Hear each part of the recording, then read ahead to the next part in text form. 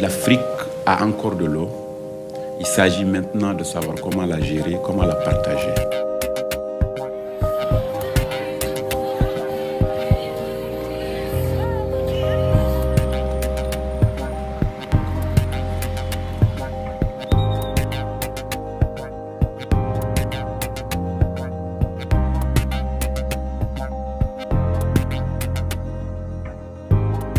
Désir a toujours été fondé sur la formation et la recherche dans le domaine de l'eau et plus tard dans le domaine de l'énergie et de l'environnement.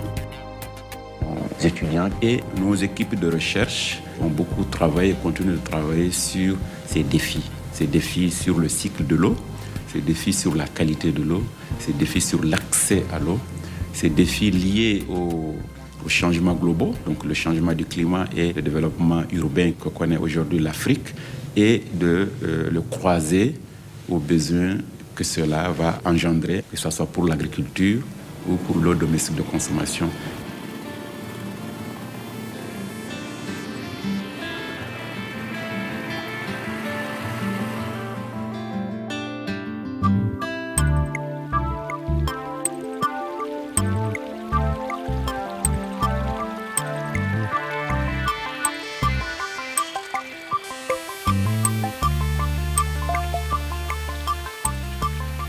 Quand on a un réseau de distribution, par exemple dans les grandes villes, on a directement l'eau à domicile.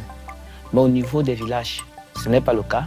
Il y a une absence carrément totale du réseau de distribution. On a constaté dans des centres hospitaliers des mortalités infantiles. On a trouvé une des causes qui était liée aux maladies hydriques. Ce qui nous a donc poussé à définir ce qu'on appelle chaîne de l'eau, au cours de laquelle les ménagères vont au niveau des points d'eau, puiser, transporter à l'aide des récipients pour venir en fait stocker à la maison. Et le projet avait donc pour but de suivre la qualité de ces eaux sur le plan physico-chimique et bactériologique.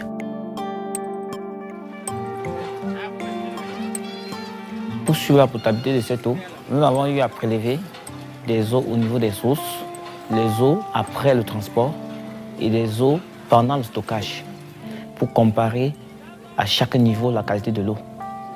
Et ce type de recherche ne peut que se faire par une méthodologie bien appropriée, associée à la fois des campagnes sur le terrain, des approches communautaires et puis des analyses de laboratoire.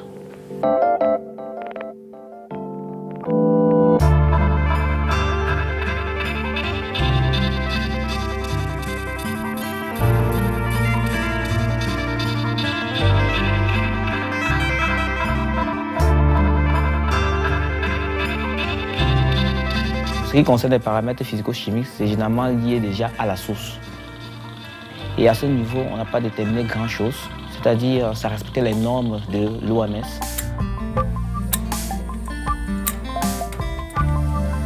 Mais au niveau bactériologique, qui est vraiment lié à l'hygiène des utilisateurs, les façons de conserver l'eau, on a trouvé vraiment une forte pollution, c'est-à-dire un fort taux de coliformes, un fort taux de streptocoque.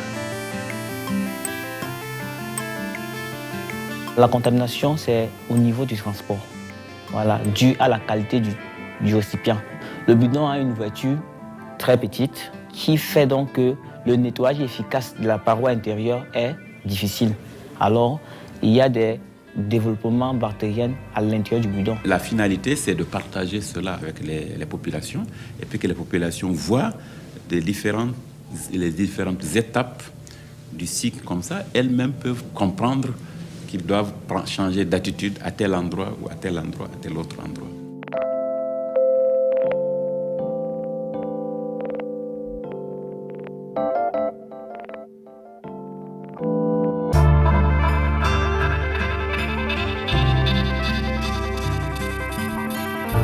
Il faut constater des choses, quoi.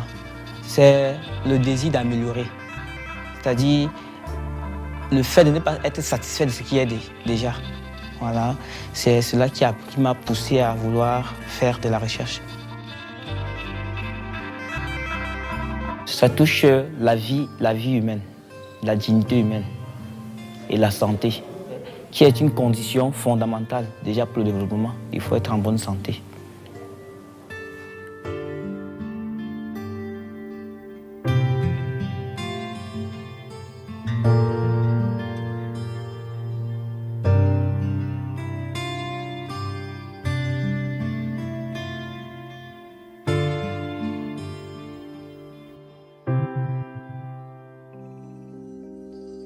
L'évaporation est en Afrique de l'Ouest, en particulier et même des pays du Maghreb, c'est l'un des plus grands défis.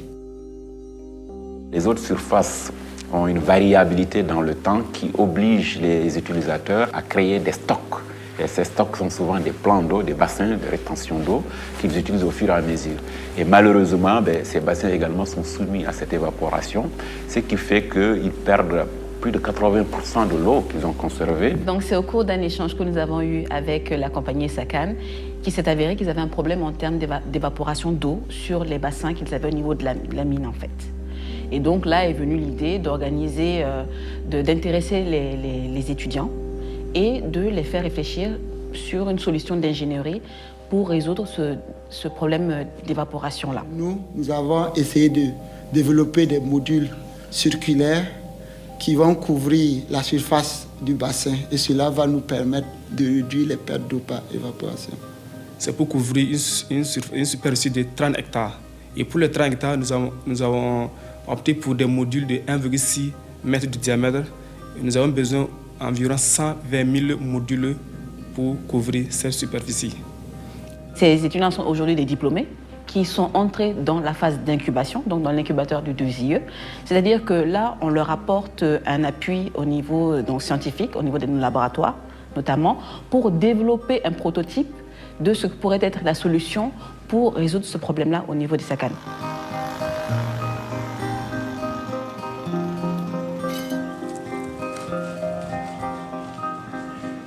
Ce qui est passionnant dans la recherche, c'est quoi? C'est qu'on s'aventure sur un domaine pas beaucoup exploré. Parce que, jusqu'à présent, fabriquer des modules avec du plastique recyclé au Burkina, on n'en faisait pas. La première phase consistait à mélanger les plastiques, puisqu'on utilise du polyéthylène, du polypropylène et aussi des plastiques souples. Donc ici, c'est de trouver le mélange optimum.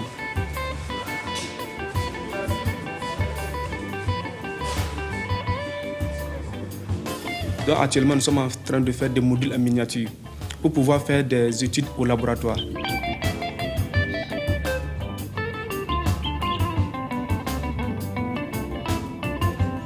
Si ces études sont concluantes, nous allons maintenant fabriquer des moules des dimensions voulues et nous pouvons en ce moment commencer à fabriquer le premier prototype.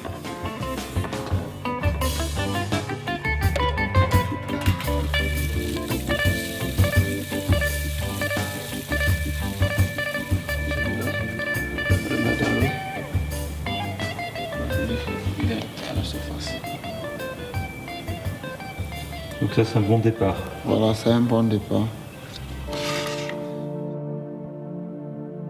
Ce qui est valable pour ce minier-là, ce sera valable aussi pour d'autres. Donc il y a un marché qui est derrière, qui est clairement défini. Et une fois que le prototype sera arrivé à maturité, donc ils passeront dans la phase de pépinière, c'est-à-dire qu'ils créeront leur entreprise. Et là, ils pourront maintenant passer à la phase où ils vont commencer la commercialisation de leurs produits. En plus des miniers, on peut aussi envisager pour le stockage d'eau pour l'agriculture. De nos jours, il y a une grande population qui, après les saisons pluvieuses, n'a plus rien à faire. Donc, en développant ces modules pour couvrir l'eau, on peut pouvoir stocker une grande quantité d'eau pour leur permettre de faire des cultures de contre-saison, ce qui va augmenter leurs revenus, aussi leur niveau de vie.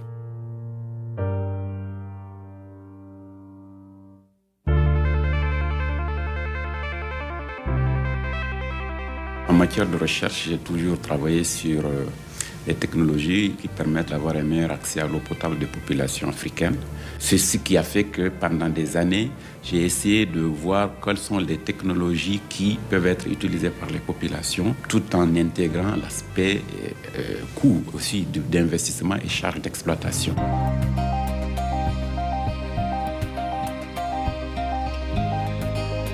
Alors, il y avait deux constats. Le premier, c'était que, en fait, les systèmes de distribution d'eau en milieu urbain n'étaient pas durables. c'est-à-dire que les coûts d'investissement étaient trop élevés par rapport à la capacité de payer des populations. Et l'autre constat, c'était que l'alternative de donner de l'eau aux populations qui n'ont pas la connexion à la maison par les bornes fontaines était aussi une technologie qui les obligeait à payer l'eau beaucoup plus cher que ceux qui avaient l'eau chez eux par connexion. Nous avons imaginé plusieurs technologies et finalement nous sommes arrivés à cette technologie des pièces de distribution collective d'eau. Nous sommes partis de la borne fontaine. La borne fontaine est un point où il y a 2 ou 3 robinets de puisage avec une personne qui vend l'eau aux habitants qui viennent des alentours. Nous avons dit, bon, on lit à place donc de la borne fontaine à cet endroit, on va créer une rampe de robinet de puisage et donc on va attribuer un robinet de puisage à un ménage avec son compteur individuel qu'il ferme à sa convenance. Donc il n'y a plus le revendeur qui est au niveau du bord fontaine, ce qui fait que le prix de l'eau va être plus bas pour le consommateur. Donc le consommateur vient puiser directement.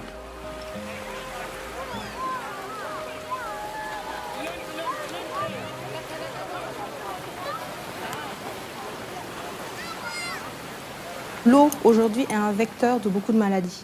Et ces maladies-là sont transportées par l'eau et atteignent les populations les plus vulnérables.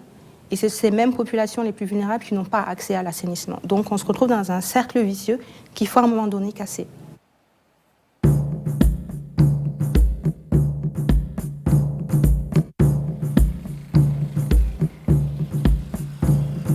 C'est qu'aujourd'hui, l'assainissement, notamment la gestion des excréta, est catastrophique dans ces pays et toutes les solutions sont en train d'être envisagées. Quand on laisse des excréments chargés de microbes dans l'environnement et qu'il pleut, l'eau charrie ces microbes à travers les excréments humains qui se retrouvent dans les réservoirs de l'environnement tels que les rivières et ce sont ces eaux-là qui sont utilisées pour la consommation directement.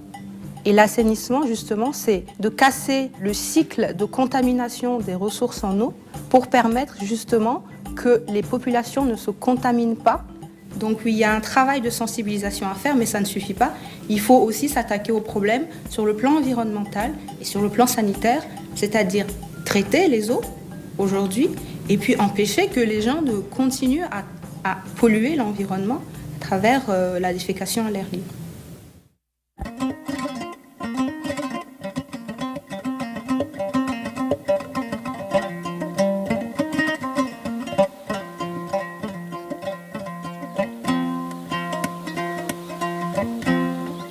Ce projet a pour vocation de faire un travail de recherche sur une technologie qui permette d'allier l'assainissement et la valorisation des sous-produits de l'assainissement en agriculture.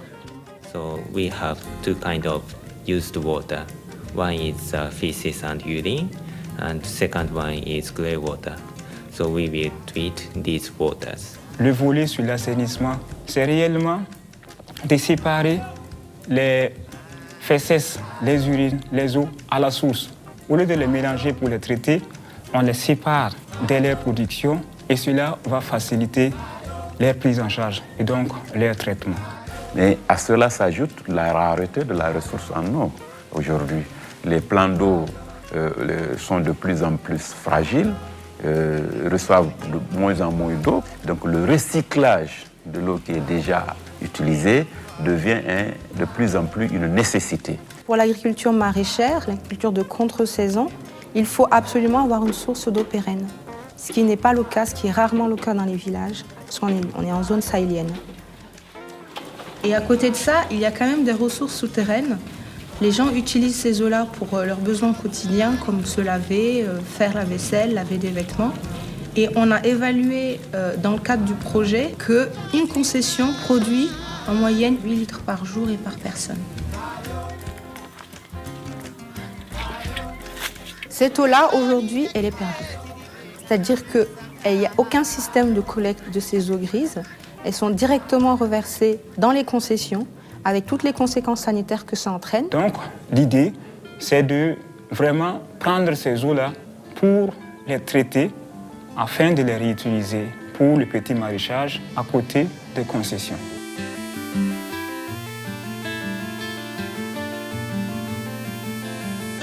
On a pensé à un système simple pour utiliser des matériaux locaux pour construire en fait ces dispositifs de filtration.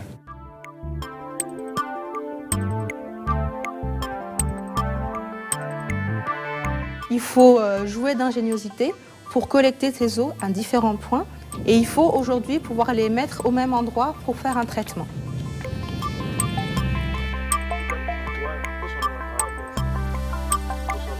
Le deuxième volet de ce projet, c'est la mise en place de toilettes à compost. Plutôt que d'accumuler ces matières fécales et de ne pas savoir quoi en faire, eh bien, on décide de les traiter sur place à travers la production de compost qui est utilisé pour compenser ce manque de fertilisants que les agriculteurs n'arrivent pas à se procurer sur le marché parce que c'est trop cher. For the composting process, the oxygen supply is very important. So people can mix by rotating the composting reactor. Then the oxygen will automatically supply to the composting matrix. And the urine is collected from here and go down to the tank. Donc les urines, on les collecte, on les traite, puis on les utilise directement en agriculture pour fournir à la plante tout l'azote nécessaire dont il a besoin.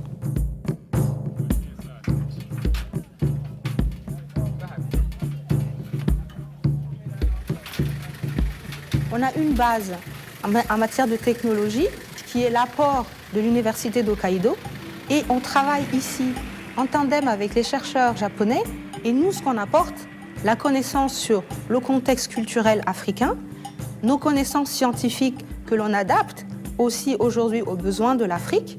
Et donc, on est quelque part à l'interface entre les populations et cette technologie apportée du Japon qui, sans cette adaptation culturelle, n'a aucune chance de réussir dans un contexte totalement différent. Ça peut fonctionner de manière théorique, mais pas s'intégrer dans les pratiques sociales, parce qu'il faut savoir qu'aujourd'hui, en Afrique de l'Ouest en particulier, les excréta sont considérés comme des choses à ne pas manipuler du tout. C'est vraiment ce qu'on appelle un projet participatif. On a une équipe pluridisciplinaire de chercheurs, de sociologues, et dans cette équipe, vraiment, il y a aussi la population. On apprend autant d'eux qu'ils apprennent de nous. On travaille ensemble pour qu'ils s'approprient et qu'ils adaptent cette technologie à leurs habitudes. On estime qu'on aura vraiment atteint nos objectifs quand on reviendra quelques années plus tard pour constater que sans nous, ils ont pu diffuser cette technologie. Donc, cette dynamique de considérer que le produit de l'assainissement a de la valeur, est une ressource, peut peut-être aider à faire accepter par les populations des efforts financiers et comportementaux pour améliorer leur assainissement. Et aussi financer le secteur de l'assainissement. Parce qu'on sait que le secteur de l'assainissement n'a pas de financement. Donc trouver des moyens de financer le secteur de l'assainissement par l'assainissement lui-même. Donc c'est un peu cette logique qui est derrière ces nouvelles technologies que nous essayons de développer.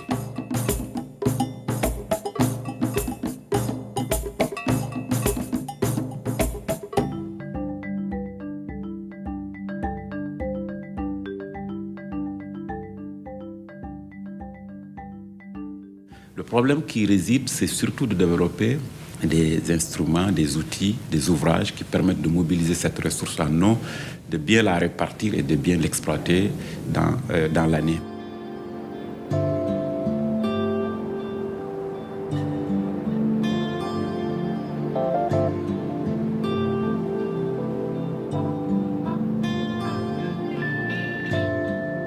Dans le contexte actuel de variabilité climatique, il y a un vrai besoin de mobiliser l'eau, de stocker l'eau pour justement la réutiliser pour divers usages et pour mieux la gérer. Dans les années 70, dans les années 80, il y a eu malheureusement un certain nombre d'ONG qui ont beaucoup milité contre la construction des retenues d'eau, des barrages, Mais on ne peut pas développer l'Afrique s'il n'y a pas de retenue d'eau. Ce n'est pas possible.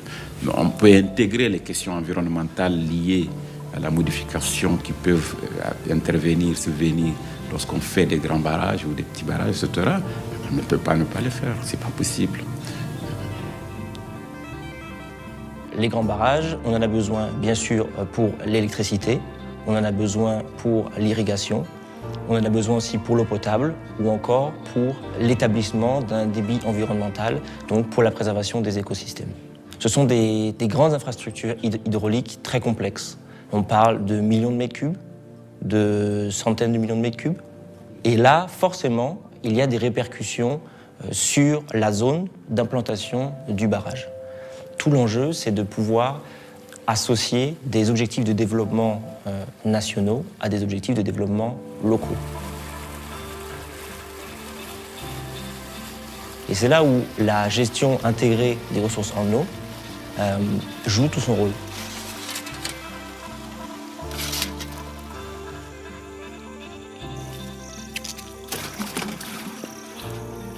Parce que ce qu'il faut savoir aussi, c'est que autour de ces réservoirs, il y a une multitude d'acteurs, une multitude d'usagers. Je prends l'exemple des pêcheurs. Il y a bien sûr donc, les producteurs, les éleveurs, il y a les maraîchers.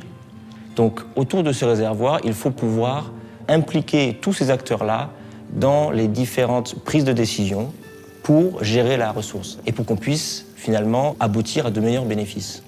Lorsque les relations entre les différents usagers ne sont pas coordonnées, ou encore lorsqu'un appui technique n'est pas accordé à ces différents usagers de la ressource, ces aménagements-là sont généralement sujets à des conflits entre les usagers. Le projet global, c'était la gestion de l'eau agricole autour du barrage de Kossimoro. C'est l'affluence de la population autour de ce barrage-là qui a attiré l'attention de l'IMI et donc c'est dans ce sens que l'étude a été commanditée.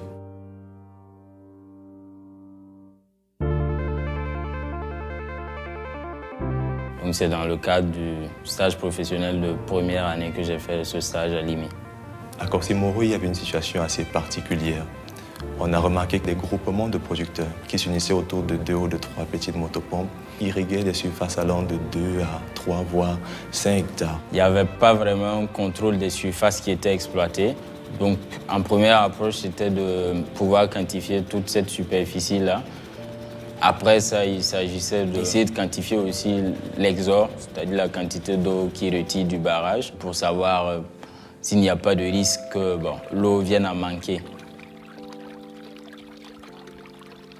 On voulait également voir si on ne pouvait pas apporter une innovation, resserrer les producteurs autour de 3 grosses stations de pompage et mieux harmoniser la gestion de l'eau, la gestion du carburant, la gestion globale de la retenue.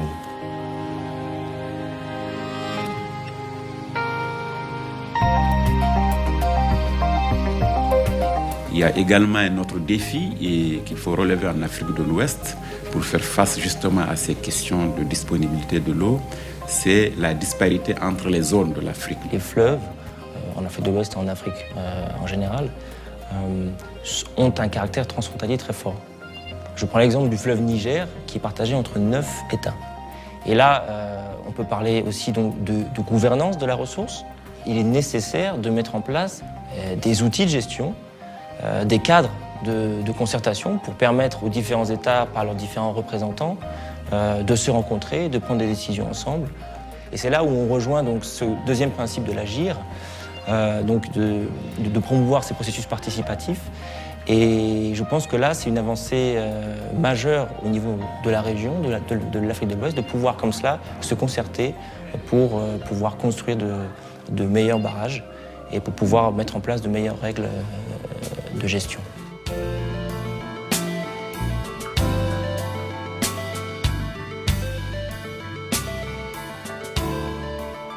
Les recherches, pour répondre à un besoin d'un milieu, doivent se faire dans le milieu concerné. Dans cette recherche, bien entendu, il y aura des problématiques qui sont planétaires, qui sont universelles, mais il y aura aussi des solutions qui, elles, vont être locales.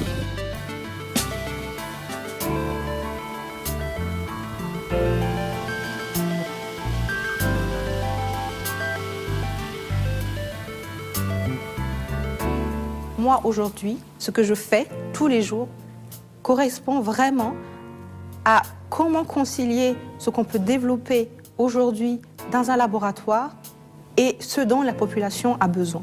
Comment faire le lien entre ces deux aspects? Pour moi, c'est ça la recherche.